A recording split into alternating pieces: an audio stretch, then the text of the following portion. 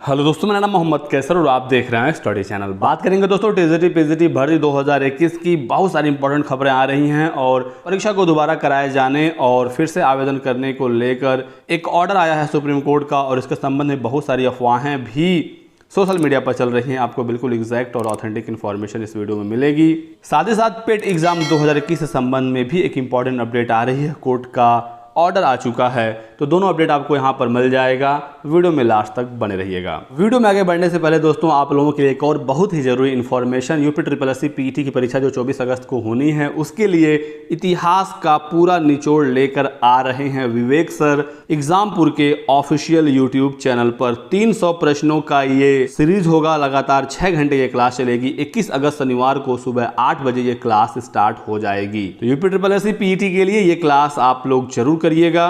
समय याद रहे 21 अगस्त शनिवार को सुबह 8 बजे। पेट के साथ साथ आप दूसरी परीक्षाओं की भी अगर आप तैयारी कर रहे हैं तो भी आपको ये क्लास काफी ज्यादा हेल्प करने वाला है। इस क्लास का लिंक डिस्क्रिप्शन बॉक्स में दिया गया है, रिमाइंडर सेट कर लीजिए और तय समय पर आप इस क्लास को देख लीजिएगा। सबसे पहले बात करते हैं टीजीटी का, उसके बाद पीजीटी की बात करेंगे, फिर पीईटी परीक्षा 2021 के बारे में बात करेंगे। ये दोस्तों एक ऑर्डर आप देख सकते हैं सुप्रीम कोर्ट का। सुनवाई हुई थी 18 अगस्त को, आइटम नंबर 15, रिट संख्या आप यहाँ पर देख सकते हैं। सुप्रीम कोर्ट में वीडियो कॉन्फ्रेंसिंग के जरिए सुनवाई हुई थी। इंपॉर्टेंट जानकारी जो है मैं आपको दिखा देता हूँ, साथ ही साथ आप यहाँ पर पढ़ सकते हैं। यहाँ पर दोस्तों तदर्थ शिक्षकों के मामले की सुनवाई हो रही थी। बहुत सारे ऐसे तदर्थ शिक्षक हैं जिन्होंने इस बार टीजीटी 2021 में आवेदन नहीं किया। आवेदन न किए जाने का कारण उन्होंने बताया कि उनके पास सैलरी स्लिप नहीं था और उनके पास्ट सर्विस का लाभ उन्हें नहीं मिल रहा था। क्योंकि आपको पता है कि तदर्थ शिक्षकों को उनके अनुभव के आधार पर भारांक दिया जाता है। बहुत सारे ऐसे तदर्थ शिक्षक थे जिनको सैलरी रिलीज नहीं हुई थी, उनके पास कोई डॉक्यूमेंट नहीं था जिससे वो अपने आप को खुद को साबित कर सकें कि वो तदर्थ शिक्षक हैं। इसी वजह से उन्होंने आवेदन नहीं किया, या फिर आवेदन किया भी तो एज अ फ्रेश कैंडिडेट कर दिया और उन्हें भारांक का लाभ नहीं दिया जाएगा। तो ऐसे में तदर्थ शिक्षकों ने मांग की थी कि उन्हें दोबारा से आवेदन करने का मौका दिया जाए, दोबारा से उनकी परीक्षा कराई जाए और इन अभ्यर्थियों को, इन तदर्थ शिक्षकों को उनके पास्ट सर्विस का लाभ दिया जाए। इसी मामले की सुनवाई हो रही थी सुप्रीम कोर्ट में। इसी के साथ साथ मामला ये भी आया कि अंबेडकर नगर के एक एग्जाम सेंटर पर काफ़ी धांधली देखने को मिली और उस मामले को भी संज्ञान में लाया गया सुप्रीम कोर्ट के। इस पर सुप्रीम कोर्ट ने कहा कि हम एक्चुअल फैक्ट्स को वेरीफाई नहीं किए हैं और जैसे ही ये वेरीफाई हो जाएगा इस पर हम फैसला देंगे, यानी कि माध्यमिक शिक्षा सेवा चयन बोर्ड इस पर फाइनल फैसला लेगा। आपको पता ही है दोस्तों कि अंबेडकर नगर के किसान इंटर कॉलेज पर काफ़ी विवाद हुआ था। एग्ज़ाम देरी से शुरू हुआ, 45 मिनट के बाद पेपर बटा। बहुत सारे छात्रों ने परीक्षा देने से ही मना कर दिया। वहां पर कमरा नंबर 28 में एक छात्र को स्पेशल व्यवस्था दिया जा रहा था। बताया जाता है कि वो किसी कद्दावर नेता का करीबी था और इन सब चीज़ों को लेकर उस सेंटर पर काफ़ी हंगामा हुआ था। तो इस संबंध में भी सुप्रीम कोर्ट ने कहा है कि अगर फैक्ट्स को वेरीफाई हम कर लेते हैं, अगर ये साबित हो जाता है कि उस सेंटर पर गड़बड़ी हुई थी तो वहाँ का पेपर दोबारा से कराया जाएगा। और अगर ऐसा होता है, यहाँ पर लिखा गया है कि अगर ऐसा होता है तो उन तदर्थ शिक्षकों को भी फॉर्म भरने का मौका दिया जाएगा जो लोग आवेदन नहीं कर पाए थे और इन सभी छात्रों की परीक्षा एक साथ करा ली जाएगी और इसका जो अगला सुनवाई है वो 25 अगस्त को कराया जाएगा। इस दिन चीज़ें बिल्कुल स्पष्ट हो जाएंगी। तो सबको फॉर्म भरने का मौका नहीं मिलेगा, सबको दोबारा से आवेदन करने का मौका नहीं मिलेगा। ऐसे तदर्थ शिक्षक जो आवेदन नहीं कर पाए थे क्योंकि उनके पास पास्ट सर्विस का डॉक्यूमेंट नहीं था, उनको मौका मिल सकता है। यदि अंबेडकर नगर के जब परीक्षा दोबारा से कराई जाती है तो तदर्थ शिक्षकों की परीक्षा भी इन्हीं के साथ करा ली जाएगी और जैसे ही फैक्ट्स वेरीफाई हो जाते हैं इस पर फैसला लिया जाएगा। फैक्ट को वेरीफाई कौन करेगा? माध्यमिक शिक्षा सेवा चयन बोर्ड।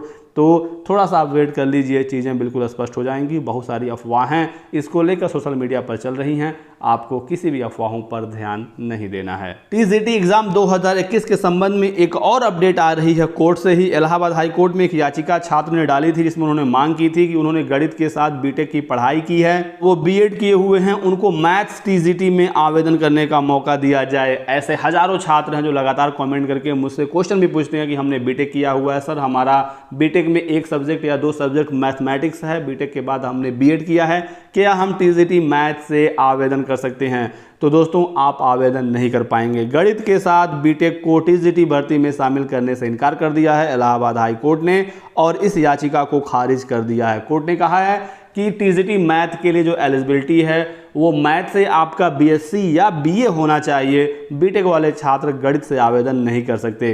तो ये फाइनल फैसला आ गया है और आप इसे देख भी सकते हैं। चलिए बात करते हैं अब पीजीटी का। पीजीटी की परीक्षा जो 17 और 18 अगस्त को हुई, परीक्षा समाप्त हो गई है। परीक्षा काफ़ी शांतिपूर्वक कराई गई। टीजीटी में काफ़ी विवाद देखने को मिले, लेकिन इस तरह का विवाद पीजीटी में देखने को नहीं मिला। 82% अभ्यर्थियों ने प्रवक्ता की परीक्षा दी। इसी के साथ साथ पीजीटी 2021 की ऑफिशियल आंसर की जारी हो गई है। इन 10 विषयों की आप ऑफिशियल वेबसाइट पर जाकर आंसर की डाउनलोड कर सकते हैं। और अगर आपको किसी प्रश्न पर ऑब्जेक्शन करना है तो लिंक आपको यहाँ पर दिख जाएगा। साथ ही साथ ऑफिशियल वेबसाइट पर इसका लिंक आ गया है, आप वहाँ पर क्लिक करके ऑब्जेक्शन कर सकते हैं। आपको साक्ष्यों को पीडीएफ फॉर्मेट में अपलोड करना होगा जिस भी प्रश्न का आप आपत्ति करते हैं। और इस पीडीएफ फाइल की जो साइज है वो 200 KB से कम होना चाहिए। 21 अगस्त ऑब्जेक्शन करने की लास्ट डेट रखी गई है। और अगर आपको कोई सहायता चाहिए तो टोल फ्री नंबर भी यहाँ पर दिया गया है।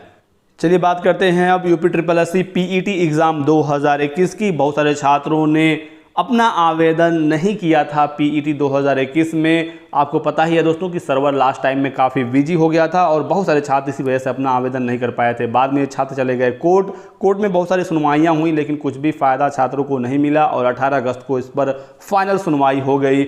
और दोस्तों, जिनका आवेदन नहीं हो पाया था पीईटी 2021 के लिए, उन्हें दोबारा से मौका नहीं दिया जाएगा। हाईकोर्ट ने इसमें हस्तक्षेप करने से मना कर दिया, यानी कि जो न्यायपालिका है वो कार्यपालिका के काम में दखल नहीं दे रही है। और इस समय लगातार जो आदेश आ रहे हैं वो सरकार के ही पक्ष में आ रहे हैं। तो छात्रों को यहाँ पर निराशा हाथ लगी है। आप एग्ज़ाम डेट को आगे बढ़ाएं या ना बढ़ाएं, लेकिन जो छात्र आवेदन नहीं कर पाए थे उन्हें मौका जरूर दिया जाना चाहिए था, क्योंकि आपके ही सर्वर में दिक्कत आई थी। अगर सर्वर में दिक्कत नहीं आती तो कोई मांग नहीं करता, लेकिन फाइनली यहाँ पर छात्रों को निराशा हाथ लगी है और आवेदन करने का दोबारा से मौका नहीं दिया जाएगा। 24 अगस्त को तय समय पर परीक्षा होगी। आप लोग अपने एग्ज़ाम की तैयारी करते रहिएगा। इसी के साथ साथ कुछ और भी इंपॉर्टेंट खबरें हैं, आपको बहुत ही कम समय में बता देता हूं। मानदेय बढ़ाने के लिए 576 करोड़ रुपए पास हुए हैं। योगी सरकार ने अनुपूरक बजट में करीब 10 लाख कर्मियों के मानदेय वृद्धि के लिए 576 करोड़ रुपए की व्यवस्था की है। तो सरकारी खजाने पर अब हजारों करोड़ रुपए का बोझ आएगा और यूपी में संविदा कर्मियों के मानदेय बढ़ा दिए गए हैं। ये यूपी में संविदा कर्मियों के लिए बहुत ही अच्छी खबर है। आप यहाँ देखेंगे शिक्षा मित्रों के 1,53,000 पद हैं और इन्हें 10,000 रुपये प्रतिमाह मिलता है। अब इनके मानदेय में वृद्धि हो जाएगी। आज या कल में सीएम बढ़े हुए मानदेय का ऐलान करने वाले हैं। उसी के साथ साथ अनुदेशक, हेड कुक, आंगनवाड़ी सहायिकाएं, मिनी आंगनवाड़ी कार्यकर्त्री, रोजगार सेवक, आशा बहुएं, पीआरडी जवान समेत 12.25 लाख कर्मियों को इसका लाभ दिया जाएगा। तो शिक्षा मित्रों से लेकर आंगनवाड़ी कार्यकर्ताओं का मानदेय अब बढ़ जाएगा। यही थी दोस्तों आज की महत्वपूर्ण अपडेट। वीडियो पसंद आया तो लाइक और शेयर जरूर करिएगा। चैनल को सब्सक्राइब करके बेल आइकन दबा लीजिएगा दोस्तों, ताकि आपको इसी तरह की लेटेस्ट और ऑथेंटिक इन्फॉर्मेशन मिलती रहे। Thanks for watching.